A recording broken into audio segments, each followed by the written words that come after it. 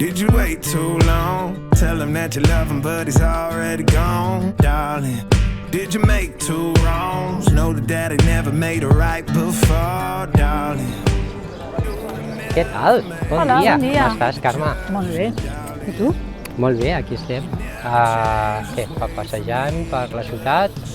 Sí, ara fent una volta. I Escolta, com va tot a l'escola? Perquè tu ets mestre del col·le. Com va tot?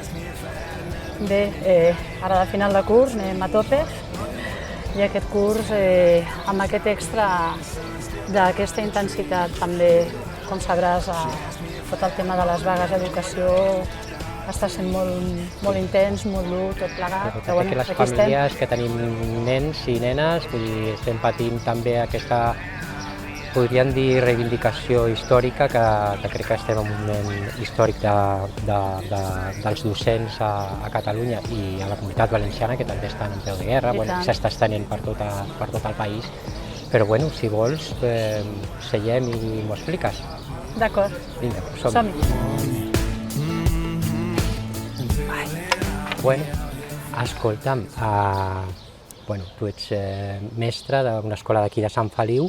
Tots estem veient dia tras dia totes les vostres reivindicacions, estem patint tots aquests correus que ens arriben sovint, demà es farà vaga un altre cop, no sé què, i molta gent sempre té la percepció que tot això va de sou, d'una reivindicació de que voleu guanyar més diners i tot això. De què va això? Bé, sí que hi ha una part, per ser sincers, que sí que va de sou perquè tenim el salari congelat. Perdona una interrupció, del tema del sou com qualsevol treballador. Sí, també és veritat. Continuem? Sí. Bé, per ser honestos, sí que, com qualsevol treballador, és un tema de sou. Portem 15 anys amb el sou congelat, però més enllà de tot això, fa molts anys que els mestres a l'escola estem veient que les condicions del servei es van degradant mica en mica, amb unes condicions que cada vegada són més dures i hem arribat a un punt en què la situació se'ns fa realment insostenible. Tenim unes ràtios elevades per la quantitat de casos de diversitat que hem d'atendre. Tenim molt pocs professionals de reforç, tenim molt poques mans i estem encara amb unes ràtios de fa 15-20 anys com si estiguéssim en una societat de fa 15-20 anys i la societat ha canviat. Sí, tenim el país que tenim, sentim orgull de l'acollida de tota la gent que ve d'altres països per les situacions diferents que tenim arreu d'Europa i d'Àfrica i d'on vinguin, però clar, s'han de posar recursos sobretot a nivell de les escoles perquè vosaltres pugueu fer la vostra feina. Si arriba un nen de 10-12 anys que no controla l'idioma i el posem en una classe per edat perquè toca aquesta, no pot afrontar l'educació ni els companys i tal. No sé si va d'això una miqueta, de recursos que puguin atendre tots aquests nens i nenes. Per atendre la diversitat, la diversitat tant engloba els nanos que ens arriben en matrícula viva durant tot el curs d'orígens molt diversos, com també criatures amb unes problemàtiques concretes a nivell de salut i que un mestre amb 25 criatures més a l'aula sol és molt difícil d'afrontar. Pensa que tenim realitats a les aules amb adaptacions, podem tenir en una aula de 25 perfectament 10 o 12 adaptacions per gestionar i per poder tirar endavant l'activitat curricular. I de fet, de moment només ens donen, en aquest darrer preacord, ens donaran amb sort, d'aquí a 3 anys, entre 1 i 2 professionals, no se'ns ha dit de quin tipus, si seran mestres, si seran integradors socials, no se'ns ha dit, per tot el centre. És que és una barbaritat, entre 1 i 2 professionals per atendre tot això, quan necessitaríem una persona més a cada aula. Sí. De vegades és que no s'entenen moltes coses, molts recursos que se'n van a qüestions que els nostres polítics decideixen, però realment tenim un problema i s'ha de prendre en seriositat, en el sentit de que si no ens prenem en sèrio això, ho llancem tot, no sé, pel terra. Com està la situació ara mateix? Perquè sovint veiem que hi ha molts sindicats, veiem moltes situacions. Jo mateix he vingut no fa gaire de la Comunitat Valenciana, he vist com estan allà, hem vist totes les coses que s'estan passant, aquella mestra que va patir una empenta d'un policia quan són reivindicacions pacífiques i tal, que socialment no ho podem permetre perquè són reivindicacions legítimes i sobretot perquè tenen un fons meravellós, vull dir que si no defensem això no sé què podem defensar. Què passa aquí a Catalunya, que fins i tot va haver-hi aquesta anècdota d'infiltracions de la policia per veure què estan fent els mestres? Mare de Déu, des de fora estem patint una pel·lícula que no sé què està passant realment. És sorprenent, perquè moltes vegades a nosaltres també ens arriben les notícies a través de la premsa i de vegades t'he de dir que és com una mica una ciència-ficció, no? El que comentaves, el tema dels policies infiltrats, va ser realment sorprenent. Però és així, és una realitat. Aleshores, clar, et fa plantejar en quin punt estem amb el govern ara mateix, perquè un govern que en lloc de seure directament a negociar amb tots els sectors implicats que estan ara en vaga, es dedica a anar buscant la manera d'anar traient declaracions una mica esbiaixades, podríem dir-ho d'alguna manera, pel que fa a les xifres i també com molt enfocades, com deies, en el sou, no? Donant a entendre que la lluita dels mestres és només per al sou, que també és legítim, com qualsevol altre treballador, però és que no es tracta només d'això, i en lloc d'això ens hem trobat Mossos infiltrats en algunes reunions. Sí. És un col·lectiu molt perillós, cuidao. S'han sortit uns quants memes, La veritat és que ens podem prendre en humor, però és un moment delicat i que potser hauríem de tenir més responsabilitat tots en el sentit de quan parlem de ostres, que els profes un altre dia vaga, com a pares, com jo que tinc dos a l'institut, hauríem de ser més responsables de dir i recolzar sobretot tota aquesta reivindicació, perquè no és per nosaltres, és pels nostres fills i filles. Vull dir que al final, si vosaltres esteu amb el sou que toca, vull dir, amb totes les situacions que pugueu, la burocràcia sobretot, que sempre hem parlat de burocràcia, que teniu cada vegada més burocràcia. Perdona, David, et faig ara un apunt pel que fa a recursos. El que et deia, tots els recursos que han sigut escandalosos, que s'han destinat a la visita del papa, per exemple, o tots els recursos que sí que s'han destinat a, per exemple, altres col·lectius de la funció pública i no han hagut pràcticament els hem donat, diguem-ne, d'entrada, sense més contrapartides, i en canvi nosaltres, i la sanitat és com un no, i dius, et fa pensar realment quin és el tipus de societat, quin és el model de societat que estem projectant, com quan comentaves, la sanitat, l'educació, haurien de ser dos pilars i ens estem adonant que estan deixant que es vagi degradant aquest servei i nosaltres no estem disposats a que això passi. És per això que estem lluitant, no és només per les nostres condicions laborals, és per les condicions d'un servei públic, per tota la societat. Canvi climàtic. Per què vull enfocar això?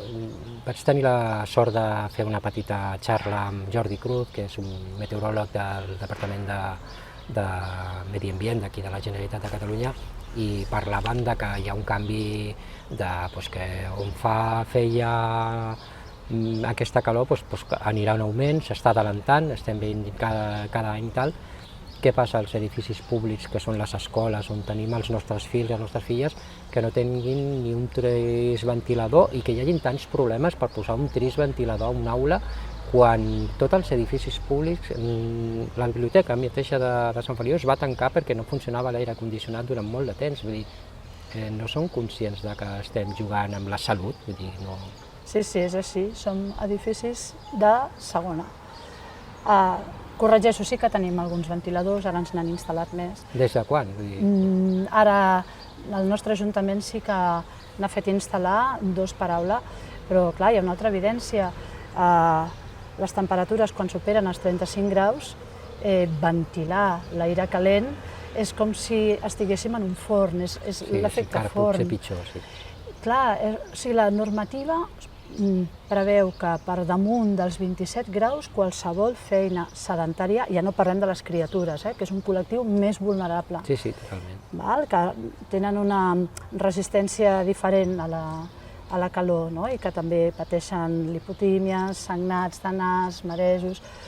O sigui, nosaltres, com a treballadors, estem veient també vulnerats aquests drets, perquè és que estem treballant en aquestes condicions que són escandaloses. I a l'hora d'assolir tot el que esteu impartint, vull dir, és impensable. És que no... És impensable. És com fer una feina que no serveix per res, no? Mira, i aquí hi ha un projecte molt interessant que es diu Aules que cremen, que l'han impulsat també mestres i s'està implementant en diferents centres d'arreu de Catalunya, i tenen sensors les 24 hores del dia i van emetent, recullen les dades i a partir d'aquí... Primer, per què serveix aquest projecte? Doncs per posar de manifest en quines condicions estem treballant les 24 hores i després, per altra banda, també per poder enviar a la Inspecció de Treball les condicions en què la Generalitat té els seus treballadors. Això és de forma individual, o sigui, s'ha organitzat una iniciativa que han pres uns mestres, no des d'on s'hauria d'analitzar tot això, no? Correcte. No sé, jo crec que per no allargar massa aquesta conversa, la teva marxa, perquè ens hem trobat pel carrer, crec que estem en un moment molt important de la història, que vosaltres esteu. Sí que m'agradaria saber quan us repercuteix amb el sou totes aquestes vagues, imagina't, tant que molta gent critica això, és que alguns de la Comunitat Valenciana que han estat tants dies seguits igual no cobren aquest mes. És increïble. Tenen la meva total admiració per la seva valentia en aquesta lluita. No sé, depèn de l'antiguitat, perquè el que descompten a cada mestre pot ser diferent, depenent de tots els complements que anem acumulant. O sigui, no és un no, si ens entra en xifres, però és una pasta, vull dir que al final esteu reivindicant, però us esteu deixant el sol. Entre 130 i 150 euros al dia, perquè descompten tot. Descompten els complements, descompten les vacances, ens descompten tot. Sí, reivindicar drets s'han de pagar, vull dir, algú els ha de pagar. Sí, que no ens n'anem de festa, que tot i que pugui semblar que sí, però que té un cost. És un tema bastant seriós i jo crec que hem de recolzar des de la societat, des dels pares, dels col·lectius, de les AFAs, dels AMPAs, de totes les entitats de mares i pares, donar tota... Bueno, jo personalment estic sempre que veig una reivindicació, penso que dic, ostres, quan arribarà el moment que algú s'asseurà i s'ho prendrà en sèrio tot això, vull dir que això estem jugant en una situació bastant delicada, que és de present i de futur, i que crec que és el moment de seure i de que això s'acabi, no? Comencem el nou curs amb noves reivindicacions, perquè jo crec que vosaltres... Intentarem seguir lluitant fins al final.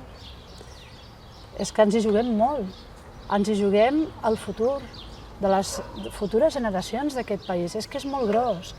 Què no donaríem pel nostre futur? Doncs tot i els sacrificis lluitem i lluitem encara amb més motivació. I hi ha una cosa que també m'agradaria dir-te, David, que hi ha un element, hi ha un factor molt important en tot aquest procés, que la gent s'està quedant només amb els sindicats que convoquen.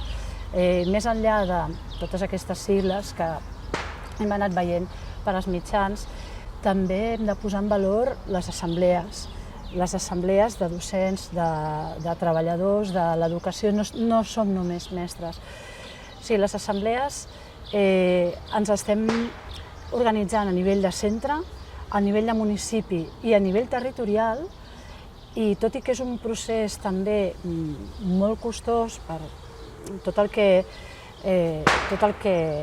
comporta, no? A nivell d'arribar a consensos, de poder-los pujar a la següent assemblea, de que les decisions d'aquesta assemblea tornin una altra vegada a baix. I clar,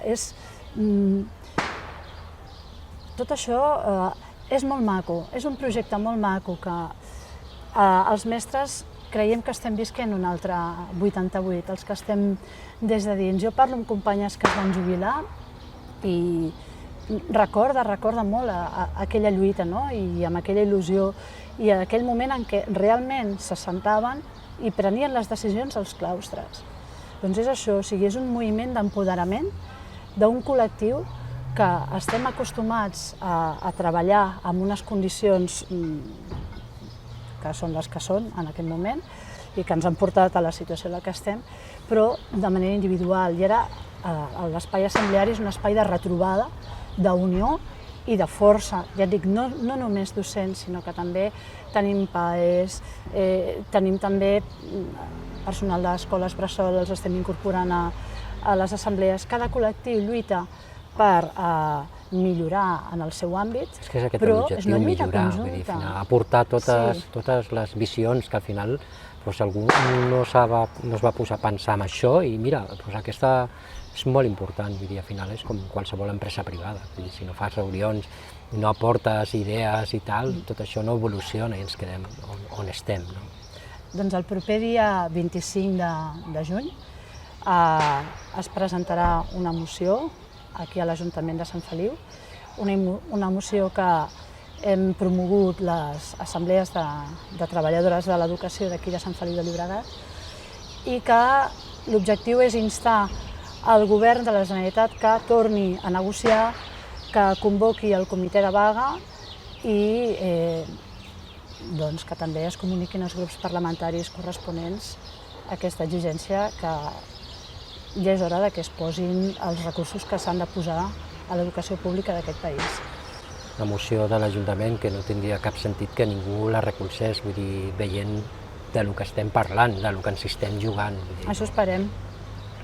Estàs convidat i està tothom convidat a venir aquest dia, el proper dijous 25. Ja sabeu que podeu comptar amb mi i que estic aquí per ajudar amb el que vulgueu parlar. Gràcies per tot, Carme. A tu, David. Continuem el camí. Som-hi. Pues que vagi molt bé. Igualment. Adéu. It's feeling like a cold dark winter and the sun's still behind the trees. Yeah. She asked me if I had another minute and I